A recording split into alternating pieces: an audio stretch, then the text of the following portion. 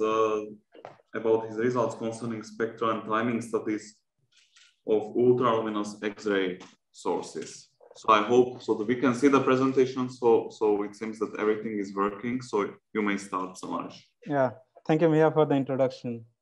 So hi everyone. I'm a fourth-year PhD student in Copernicus Astronomical Center. So this is my final year of my PhD studies, and I wish I could join with you guys in physically in Opava, but I couldn't. Anyway, I'm very excited to share my results with you. So during my whole PhD, I'm mostly focused on studying the ultraluminous X-ray sources. And so probably in the David's talk, you already have a little bit of introductions, like what are these sources? So as the time is very limited, I'll give you very short introductions. So ULXs were first discovered by Einstein X-ray Observatory in 1980s. And these sources are bright and off nuclear. That means these are located outside the galactic center. Not extragalactic sources. So these are located outside any galaxy. So in this figure, you can see that the green contours are for the X-ray point source detections, and the reds are the X-ray ULXs, like that has luminosity above 10 to the power 39 erg per second. And as you can see, all these sources that the red contours are located outside the galaxy center. So there is no point that these sources can be powered by AGN. So that time it was thought like, then what is powering these sources? Like these are really high luminosity, like above the Eddington luminosity per 10 solar mass black hole. So that time it was proposed that, okay, so then these sources might be intermediate mass black hole, like 100 to 10 to the power 4 solar mass. But there was a couple of sources that has been identified, ULXs that has been identified with as a neutron star, and then this idea, I mean, the questions also came like these sources can also have a stellar mass black hole accreting at super-Eddington rate. So some of these sources are transient, but most of them are persistent. So they do not show any kind of changes over like decades. So I'll mostly explain or describe two of the sources that I analyzed this year, and these are already published. So you can, for details, you can go through the paper also. So first, this source, Ursinus ULX5, it's really bright, and this source has like 18 years of observation from Suzaku, XMM-Newton, and NuSTAR. So this source is like perfect candidate for broadband spectral analysis and search for various features or like what's going on in this source system. So in this diagram, you see the hardness ratio intensity plot. So this plot is created from the epic PN epic PN data, and so you can generally see that there are two Iceland that has the points are located like on the upper part and in the lower part of this plot. So this was really exciting, and we were thought like, okay, what's going on? Like why they clearly separate into distinctive.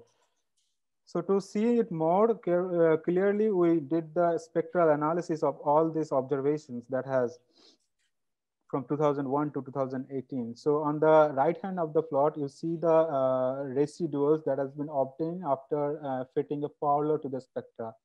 And you can see that some of the residuals are perfectly fine and perfectly like consistent with one, and they show that the spectra is more like a Fowler type shape, but some of them really have residuals like clear curvature for like this the second panel, and then also on the end of the panel. So then we thought like, is it possible to fit these residuals with an accretion disk? So we applied an accretion disk model to the spectra on top of the Fowler model, and you can clearly see that the residuals are not present. So when you applied accretion disk, and you see it on the left-hand figure. So that's really interesting. Like some of the spectra, I mean, requires an accretion disk, and some of the spectra doesn't need. So why the slide doesn't change? Okay. So in this figure, we see that, so in the left-hand figure, you see the long-term light curve. You can clearly see that the source has a fluctuations of the order of like one order. Like, and initially it was like low, then suddenly a little bit of high, and then extremely high, then again low, and then high. And on the right-hand panel, you see the unconvolved spectra. So you can clearly see the contribution from the accretion days, where there's the residuals present. So like it needs an accretion disk to fit the whole spectra. Whereas some of these cases, you see that the spectra is consistent with a simple power law model. So in this right-hand panel, the dashed curve is from the contribution from the accretion disk. So to explore further, like, okay, so we did a timing analysis of all the spectra, and what we see that when the source has a power law type shape, like then the that time the source has a very high variability. So to quantify the variability, we can calculate the fractional variability. So in this plot, you see the fractional variability depending on the different observations. Like on the lower part of the points where the source has low flux, the fractional variability is really high, like 10 to 15%. So whereas on the high flux state, the variability is really suppressed, like only 2%. So this is somewhat similar to like galactic black hole X-ray binary, where the source is like in the accretion disk dominated or the soft state, the variability is really suppressed, and when the source is like quiescence or power law type shape or power law state, the variability is really high. So that is also quite similar with the galactic black hole X-ray binary. So so like when you fit an accretion disk, you can also obtain from the normalization of the accretion disk what is the inner disk radii. And if you can estimate the inner disk radii, then you can estimate what is the mass of the central object. So from the so from the fitting the accretion disk model, we calculate the inner disk radii of all the observations. And in this plot, you see the inner disk radii are almost like for the 5 observations, they are almost like close to 6 rg, whereas this 3 observations where this contribution is not really high, that like that doesn't allow to constrain the accretion disk properly, and in this case the inner disk radius is really low. So for the next step, we also calculate the accretion disk flux and temperature relations to see what kind of relation it follows. Like if it has a Sakura-Tsunabe thin disk model, you would expect like T to the power 4 relations. Whereas in this our case, like it has like T to the power 2 relations. This is somewhat like close to slim disk or super-Eddington accretion disk model. And so in this relations, we only consider the points that has clearly accretion disk is seen, not the power law dominated set. Then the relations will be more or less like different, because yeah. So in this plot, we only consider the accretion disk dominated states. So for the next object that I recently analyzed, it was NGC7456 ULX1. It's a really interesting candidate, and this source has a, so in this plot, you see the overall time average spectra of the source. So it has like an soft accretion disk, and then there is this Comptonized part of the spectra. And you can see that the accretion disk is dominating over the total band. So this source has a soft ULX spectra. And interestingly, if you look very closely, like at 6.4 keV, there is a little bit of excess in the ratio plot. And this is like the emissions from iron K alpha line. So this is really interesting. Like so far only, this is the only second ULX where we find this iron K alpha emissions. And the iron K alpha line previously was found in M82X1. And so as you see, the data quality is not that much of excellent, especially above 5 keV. So we just had an upper limit on the line width. So it was like around 300 electron volt. And that gives you like the line must be originated around 85 Rg. And so, and the equivalent with that we measure is around 2 keV. And so this is also like really high, so far the highest measured in ULX. So we also did the timing analysis, and we found that this source, the light curve, shows remarkable variability. And so in the top panel, you see the 0.3 to 10 keV light curve. Whereas in the bottom panel, you see the subband light curve, the soft band 0.3 to 1 keV and 1 to 10 keV. And in the bottom panel, light curve has been smooth using a Gaussian kernel, so that the fluctuations due to the detector, the Poisson noise has been removed. So you can see the long-term or the actual trends on the light curve.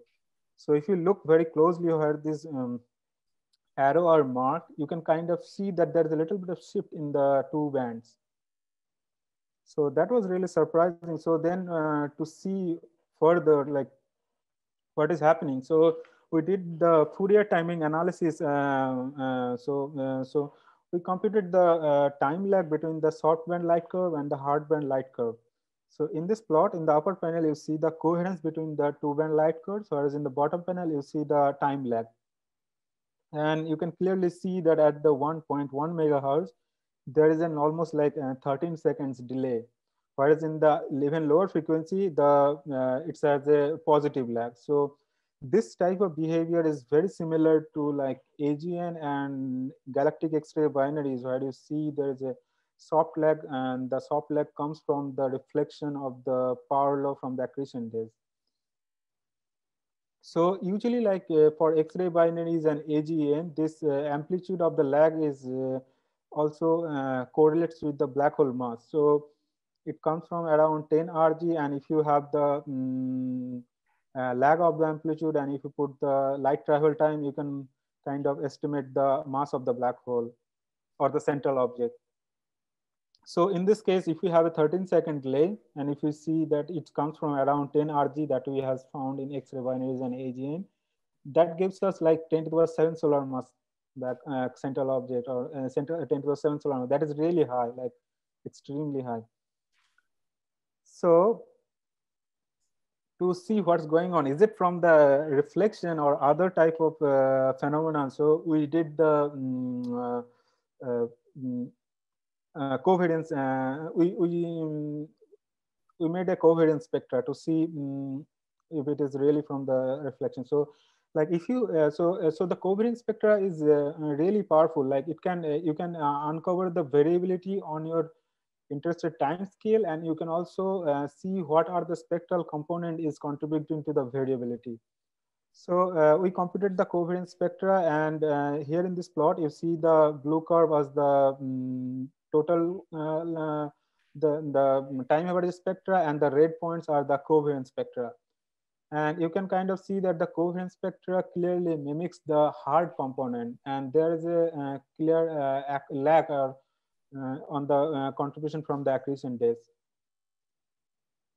So this tells us that okay, it is not due to the reverberations or the reflection. So what could be the other origin? So it can be that this could be due to origin from scattering inside the winds or some other mechanisms. So still don't know what is the origin of this, or the origin of this soft lag. And so far there are like only 4 of this type of sources that shows the soft X-ray lag, and we found the 5th one, this NGC 7456 ULX1 you see here. And you can kind of see that all these 4 sources that are like have similar amplitude, whereas this NGC 5408X1, it has very orders of lower than the what we detected on this 4. So these 4 sources might have the similar origin, but in the case of NGC 5408X1, that is this has source, the amplitude lag is detected at much more higher frequency. So something different going on in this source compared to other 4 sources. So these are the summary from my talk. So we did the timing analysis of 2 sources, spectral and timing analysis of 2 sources, and both sources like shows the presence of super-Eddington accretions and probably geometrical beaming. And inside sinus ULX5, we clearly detected the spectral transitions that was between the power law dominated state and an accretion disk dominated state. Whereas in the case of NGC 7456 ULX1, we discovered a weak iron line and soft X-ray lag. The large amplitude of the lag could be win scenario. And thank you for your attention. Yes, thank you very much, Samaresh. So now it's time for questions. So maybe in the meantime, I can ask. So I'm not so much in this. I'm not working so much on the research, but if I'm not mistaken, so there are also other theories about the central engines of these ULXs, like also neutron stars, no? Or yeah, yes, neutron but star. your lag analysis, this seems to indicate that it could be actually supermassive black hole, no? Or no, for our case, we found it as a stellar mass black hole, like you see in this case. So we compute the inner disk radii. So okay, so I didn't probably explain this figure properly. So in this case here, so you see these blue dash lines are the characteristic radius, like 6 Rg for a 10 solar mass black hole. And in this case, it's a 1.5 Rg for a 10 solar mass black hole. Yeah. And you can see that when the source has a disk dominated spectra, we fit an accretion disk and we get the normalization. From the normalization, you can do a back calculation and you can estimate the inner disk radius. And you can kind of see that all of these 5 observations are consistent with 6 Rg for a 10 solar mass black hole. But a little bit less, but it clearly tells us that, okay, it has a lower mass black hole, not a supermassive or intermediate mass black hole. Okay, and for this NGC, so this you excluded this reflection or this source, yeah. Yes. Or for this source, we didn't estimate the mass of the black hole because the paper was like for the letters, and if we expand it, so it will be like much more longer, and that they has the page limit. So we just discovered something really interesting, and we were like, okay, just made it very short and submit in a letter. So yeah, we didn't do the estimate, but we definitely fit the accretion disk. So from the normalization, we can also estimate the mass, the inner disk radius. Okay, so any questions or from the audience? So it seems that there are no other questions at the moment. So so how many? Maybe I can ask one more question. So how many of those ULXs you have been analyzing yourself, or in your that you plan to include in your PhD thesis? So maybe what are the similarities or differences, if you could briefly comment?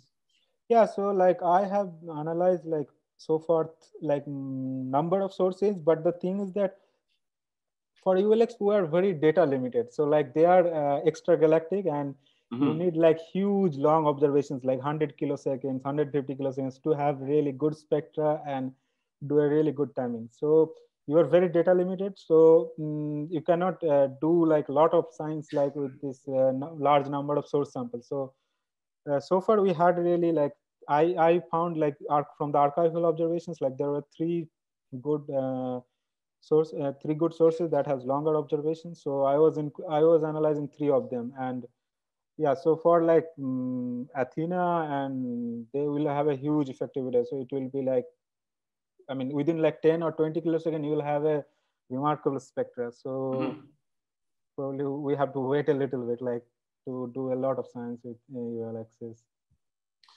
Okay, so thank you, Samaresh, for clarifying, and so good luck, of course, for the future work, and thank you once again for your talk. So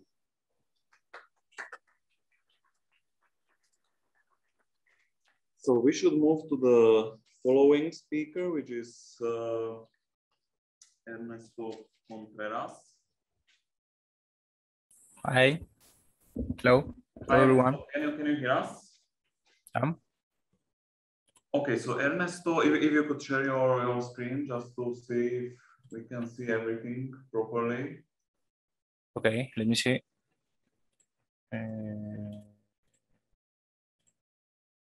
Can you see? Yes, I think it seems okay. Yeah, I hope there is no cutting at the edge or something. It seems that we can see everything more or less. Or maybe you can try the following slide if we can see the. Everything is okay now? Yes, it seems, yeah. Okay, so yeah, I guess we can start. So Ernesto will tell us about gravitational cracking and complexity in the framework of gravitational decoupling. So you may start, Ernesto, and you have Okay, thank you. 25 minutes. Okay, thanks. Okay, first I would like to thanks to the organizer because this talk was supposed to be last Monday, okay? But I had technical difficulties. Okay, so I would like to tell about the gravitational decoupling, gravitational cracking, sorry, in the framework of gravitational decoupling. This is the plan of the talk. I will introduce the concept of gravitational cracking, and then I will motivate gravitational decoupling and the complex factor in order to study gravitational cracking in systems constructed by gravitational decoupling. And then I will show you some of the results, okay? So gravitational cracking corresponds to the situation in which after the fluid departures from equilibrium, its radial force is directed inward in the inner part of the sphere and reverses its signs beyond some value of the radial current. It's not a novel idea. It was introduced in 1992 and now is considered as a stability condition for interior solutions. I'm defining cracking, but we have another situation in which the force is directed outward in the inner part and inward in the other part. So in this case, we talk about overturning. But for the sake of simplicity, in both cases, I will say cracking. But these are similar situations. So the idea is very simple. Suppose that you have can you see my draw?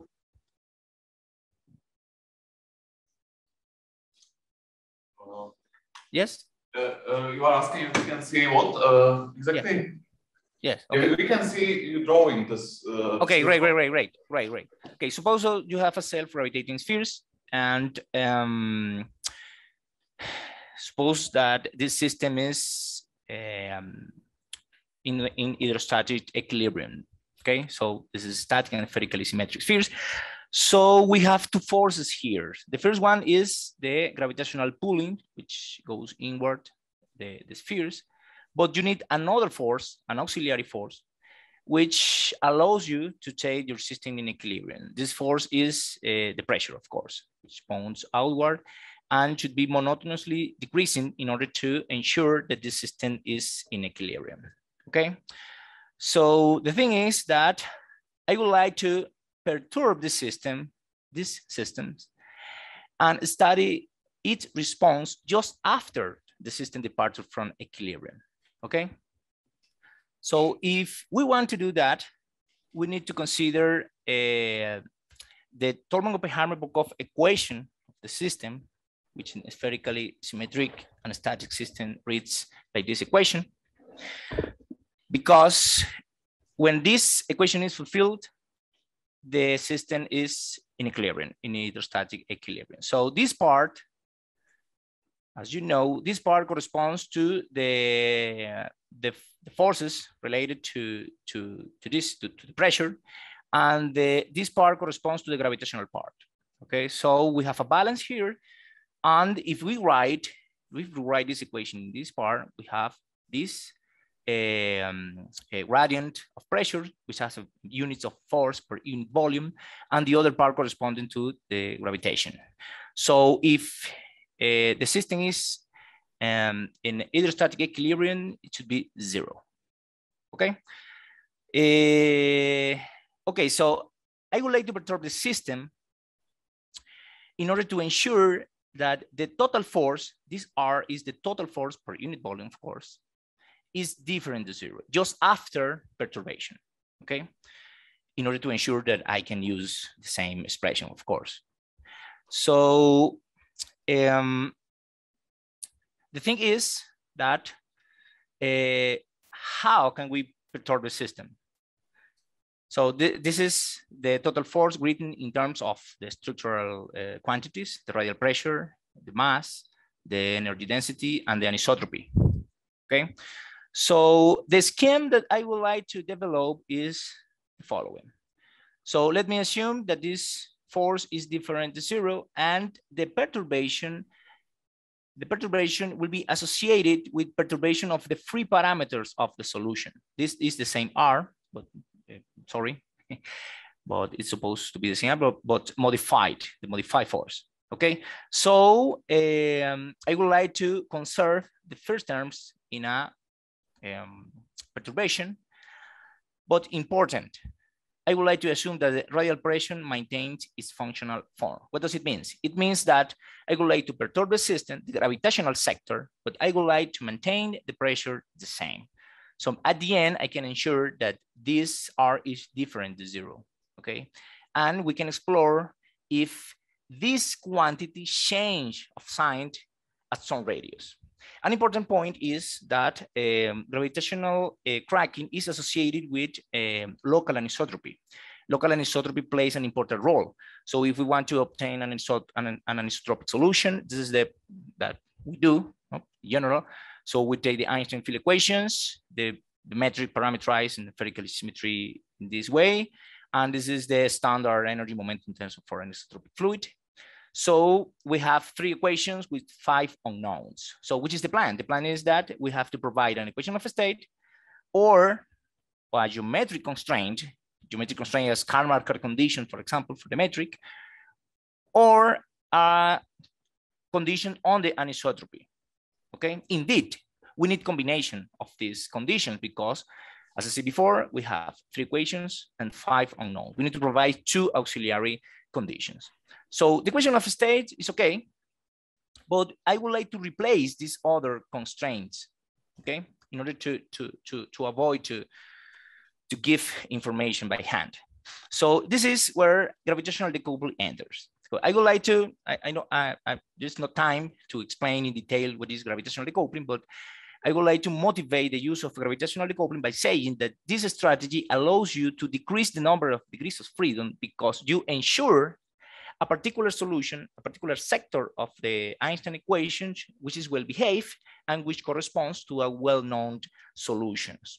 So the thing is that we assume that the source of the Einstein equations can be split into a seed solution or a known solution and an other source which is unknown, and this alpha corresponds to certain parameter which allows me to measure how this source modify the effect of the original source. And this together, the modification of the metric in this particular way. So the radial metric should be modified in this way, and the temporal metric, sorry, and the radial metric in this manner. So today I would like to talk about gravitational decoupling through minimal geometric deformation. So minimal means that I will take G, this other function, at 0. So the temporal component will be the same, and I will modify the radial component of the metric. After doing so, we can decouple the Einstein equations in 2 sets. This set is trivial because this is known, okay? So we have an equality here, 0 equals 0. So the other sector is the so-called decoupling sector.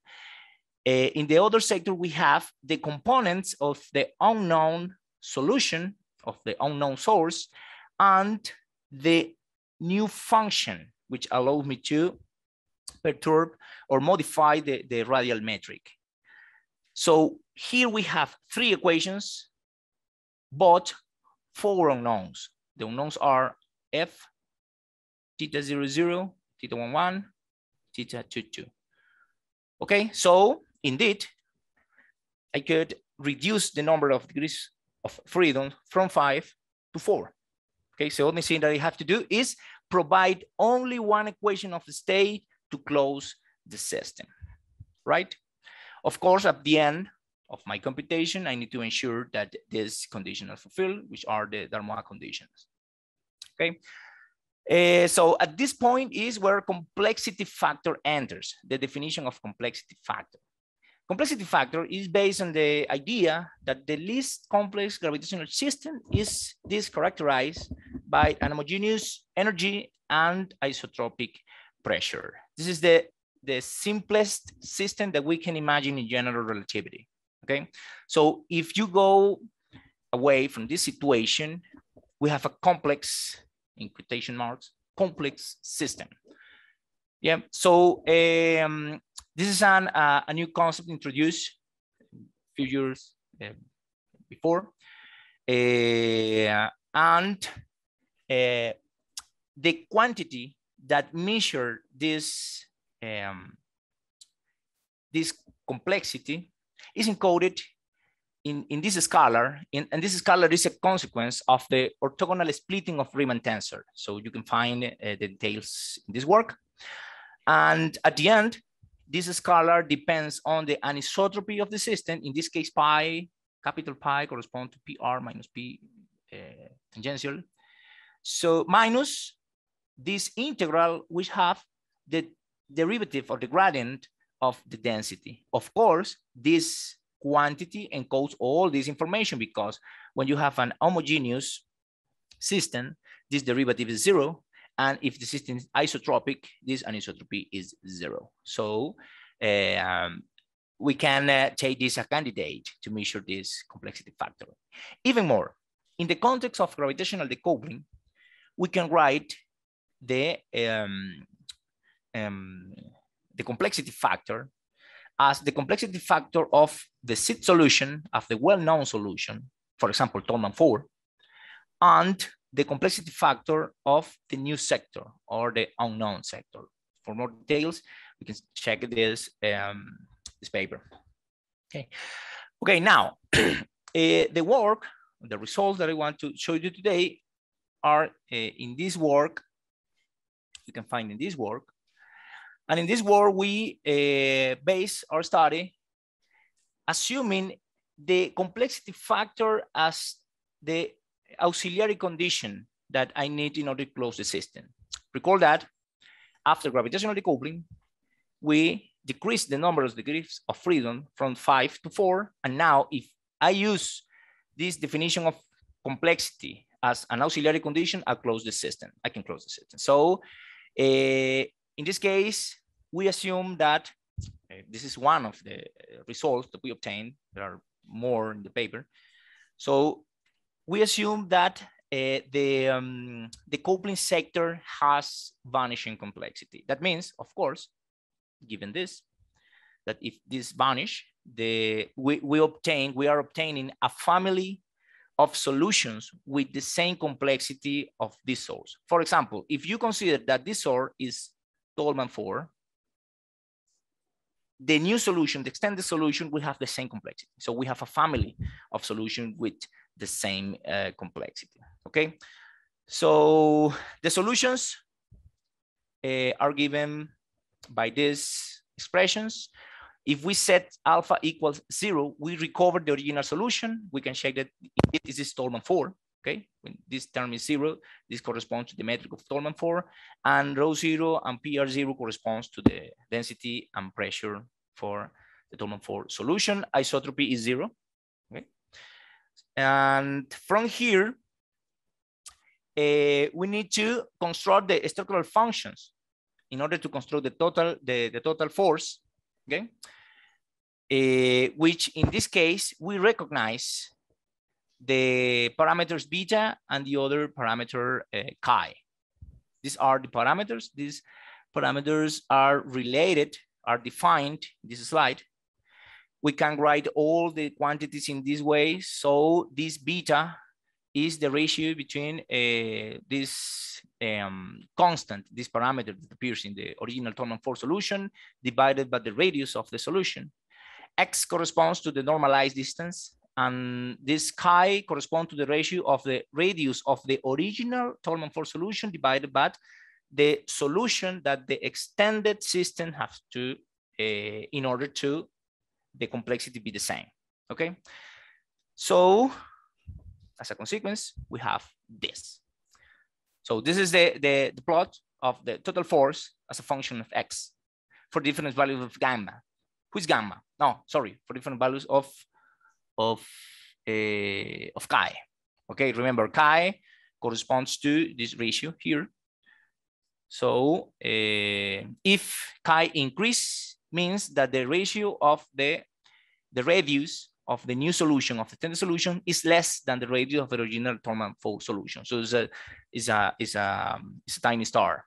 So this is 0.1 for 0.3, 0.5, and we have this situation. Note that we have a kind of transition between the situation in which we have cracking, in this case overturning to be more precise, and then the surface in which cracking occurs displays to the right, and then we have a situation in which cracking doesn't exist. So in this situation, we can say that the system is stable. Okay. So we have another plot. In this case, we vary gamma. Gamma is defined as the parameter which allows us to connect the variation of beta and the variation of chi. So in this case, occur the same. So the surface where cracking occurs displays to the right, and then we have a situation in which the system becomes stable. So this is another situation, the opposite situation, in which we have a decreasing values in beta. If beta decrease, means that the radius increase, but this radius is related to the compactness of the source. So this is the Darmo condition applied to the solution. And here we can identify the compactness parameter. So here we have 1 divided U, where U is M divided R, the compactness parameter of the source, minus 3. Okay, so this is related with the compactness of the source. So now we have that the cracking occurs in deeper regions of the stars. And in this case, we were not able to find a situation in which the system is stable. Okay, okay. So these are the few results. For more information, you can check the paper or ask me some questions if you want. So some final remarks are that gravitational cracking has been used as a criterion of stability of cells gravitating spheres and is used today with the same. And important, this part, the behavior of the total force doesn't ensure that the system will evolve in this manner. So to this end, we need to solve the total dynamical equations. So it allows us to have an idea of what could occur with the star after perturbation. That's it. Okay. So it can be thought, must be thought as a snapshot of the situation just after perturbation. Okay. So thank you for your attention. If you have any question. Yes, thank you very much. Now we have time for questions, remarks. Yes, so we can start with Professor Abramovich.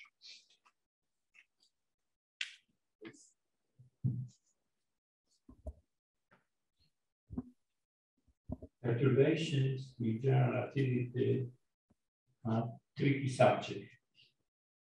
And one of the reasons for this is that we have coordinate freedom. Okay. So sometimes when we perturb, it is not that physics is perturbed, but coordinates are changed. And I know how we are dealing with this problem in cosmology. In cosmology, there is an approach suggested by Jim Bardeen and then developed by himself, Marco Bruni, and other practitioners of general relativity. So I would like to know whether there are similarities in your approach to the approach of Jean Bardeen concerning perturbations in general relativity. The thing is that the scheme which Bardeen and collaborator proposed is based on general covariance. So it is obvious in his approach that the perturbations are not trivial things connected with changing in some way coordinates, but they are physical.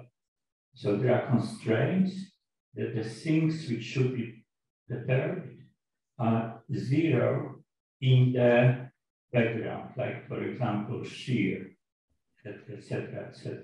So my first question is, how close your approach is to this covariant approach of Jean Bardeen and collaborators? And the second question is trivial. Is your perturbed space, does your perturbed space-time has the same Killing symmetries as unperturbed space-time? Do you preserve Killing symmetries? Thank you. Okay, sorry, but I have some problem with the audio. I think that the echo is very high. I'm not sure if I understood the questions. So probably Jean Bardeen in cosmology, perturbations. How close are you to this no, scheme? It's not related with this. So we are assuming, for example, that anisotropy. No, I know that it is not related to that, but it was done using some principle of how to do perturbations in general relativity. I'm not talking about his specific way, but of the principles that you cannot do perturbations in general relativity saying, I have the background, so let me have a tensor multiplied by a small quantity and linearize or so equation. There are constraints, gauges, and things. So I'm asking about this. I know that it's not the same as Bardeen, but in principle. Okay. No, we're assuming here that the sources of perturbation are anisotropies, indeed. For example, related to intense magnetic fields inside or viscosity, which are the you know. But if we have a change in this quantity, we can talk about a perturbation in the system itself. Okay, this is the physical explanation of what we are meaning by perturbation of the system here. Yeah, I thank you for the answer, and I think there was one more question by David Alvarez. If you can make me louder. So Hi, thank you very much for the talk. My question is very simple. How dependent are your results on the equation of the state that you have chosen? Because you have analytical solution for the TOB, but in reality, you may consider whatever equation of state that you this is a very interesting question. For example, in this case, we obtain analytical solutions, but for example, when you suppose that the equation of a state is like a polytropa, this is a polytropic equation of a state, it is impossible to obtain an analytical solution. So first, we need to solve the system numerically, and then we have to use this information in order to construct the total force to study the perturbation there, okay? But it depends on what kind of equation of a state you use. So in this case, in the framework of gravitational decoupling, we are assuming this complexity factor, but we could assume a barotropic equation of a state in the decoupling sector. And in this case, it's also easy to obtain analytical solutions. But in general, it is not possible to obtain analytical solutions. But it is possible to study, to apply this scheme in this situation. It is possible, but numerically. Okay, thank you, Ernesto. And I think we have one more question among online participants. So, Sudipta, if you could ask. Yeah. Hello. Yeah. Hello. Can you hear me? Yeah.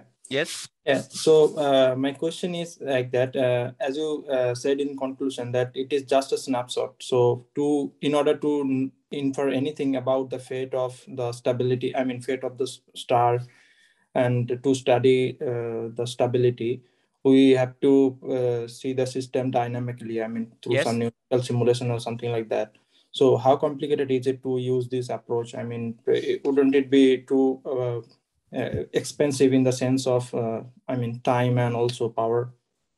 It's possible. It is possible. I don't know if we can connect directly the consequences of this tracking, okay, this is snapshot, and then connect with the dynamical part. I think that it could be possible, but the dynamical of this system have been studied in some regimes. So I think that it is not very difficult to adapt the discussion to the situation. Okay. Thank you. Okay, right. Okay, so if there are no urgent questions or comments, I guess we can thank Ernesto again for a very nice talk. Thank you. And we will move on with the